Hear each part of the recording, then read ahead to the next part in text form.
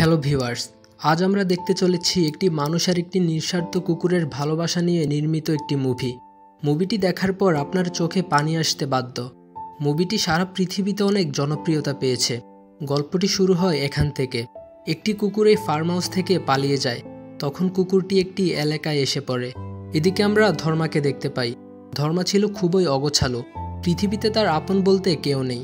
সে একটি কারখানায় কাজ করে। তার প্রতিদিনের কাজ বলতে কারখানায় যাওয়া আর আসা। ওখানকার কেউ তাকে দেখতে পারত না, কারণ ধর্মা খুবই অসামাজিক। সে কারোর সাথে কথা বলে না। ধর্মা যখন রাতে বাড়ি ফিরে আসে, কুকুরটিকে সেখানে দেখা যায়। তারপর ধর্মা ঘুমিয়ে পড়ে। আর রাতে সে স্বপ্ন দেখে তার ছোটবেলায় তার বাবা মা বোন কিভাবে অ্যাক্সিডেন্টে মারা গিয়েছিল। সকালবেলায় তখন কুকুরটি বৃষ্টির মধ্যে ধর্মার ঘরের সামনে এসে বসে থাকে। ধর্মা তাকে তাড়িয়ে দেয়, কারণ সে কুকুর পছন্দ করে না। কুকুরটি ধর্মার বাড়ির সামনে থাকতো আর সেখানকার ময়লা খেয়ে বেঁচে থাকতো। কুকুরটি একদিন ধর্মার পিছু করতে থাকে। তখন ধর্মা খুবই বিরক্ত হয়। সে মনে মনে ভাবে আজকে কুকুরটি বাড়ি আসলে তাকে জীবিত ছাড়বে না। তখনই কুকুরটি একটি মোটরসাইকেলের সাথে অ্যাক্সিডেন্ট করে আর তার শরীর থেকে প্রচণ্ড রক্ত ঝরতে থাকে। তবে ধর্মা বিষয়টিকে খুব স্বাভাবিকভাবেই নেয় আর সে বাড়ি চলে আসে। আশেপাশের লোকগুলো অ্যাক্সিডেন্ট করা ছেলেটিকে নিয়ে ব্যস্ত হয়ে পড়ে এবং বলে কুকুরটি মরে গেছে, এটাকে ফেলে দাও। ধর্মা তখন কুকুরটিকে মোটরসাইকেলে করে হসপিটালে নিয়ে যায়। আর এই মেয়েটি কুকুরটির জন্য মন খারাপ করে। কুকুরটিকে সুস্থ করে ধর্মা আবার বাসায় নিয়ে আসে। তখন কুকুরটি ধর্মার সাথে থাকতে শুরু করে। তবে কুকুরটি তার ঘরকে একদম অগোছালো করে দেয়।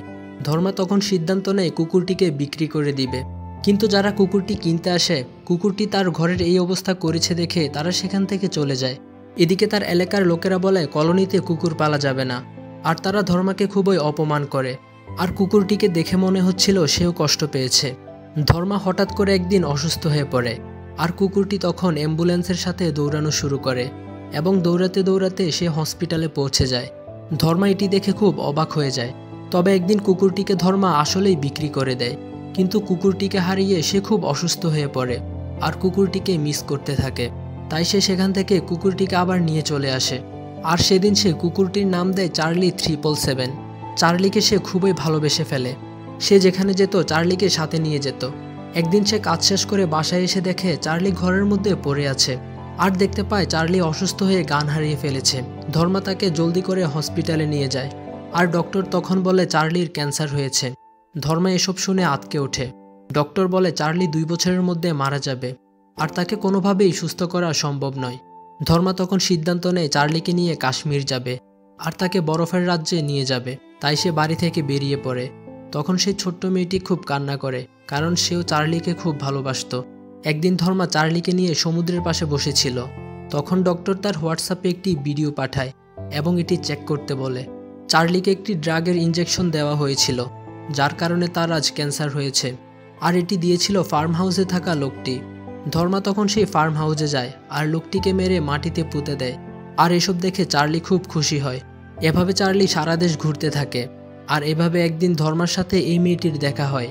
আর মেয়েটি চার্লিকে দেখে তার কাছ থেকে যেতে চায় না। এভাবে তারা ঘুরতে থাকে। ধর্মা একদিন দেখতে পায় চার্লির শরীরের পশমগুলো উঠে যাচ্ছে। এটাতে বোঝা যায় চার্লি আর বেশি দিন বাঁচবে না। এদিকে মেয়েটি তার গন্তব্যে পৌঁছে গেলে সেও একসময় চলে যায়। তখন আবার চার্লি আর ধর্মা একা হয়ে যায়। এদিকে আস্তে আস্তে ধর্মার সব টাকা শেষ হয়ে যায়। চার্লিকে খাওয়ানোর মতো টাকাও তার কাছে তখন আর থাকে না। ধর্মার মোটরসাইকেলের তেল শেষ হয়ে গেলে সে একদিন রাস্তায় আটকে পড়ে।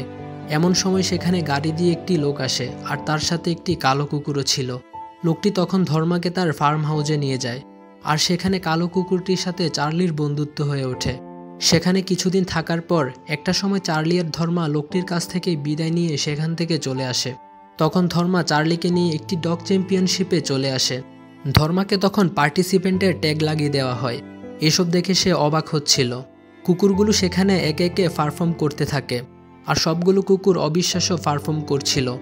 ধর্মা ভাবে তার কুকুর তো এসব কিছুই পারে না।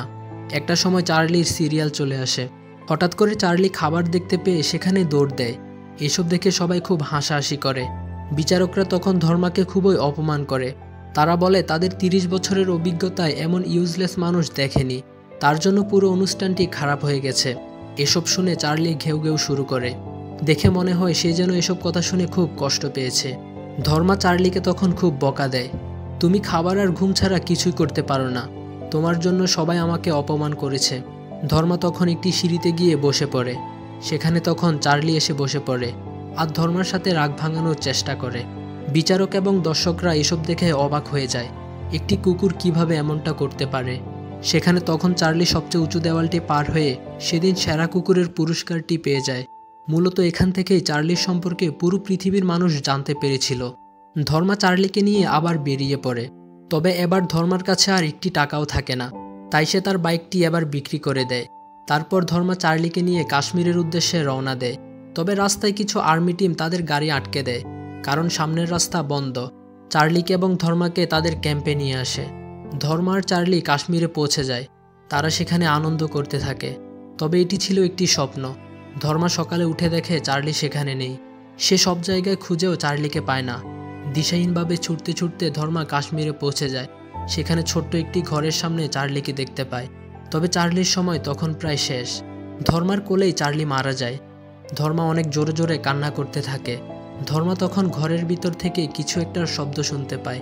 সেখানে সে একটি বাচ্চা কুকুর দেখতে পায়, আর এটি ছিল চার্লির সন্তান। আর হৃদয় বিদারক মুভিটি এখানে শেষ হয়ে যায়।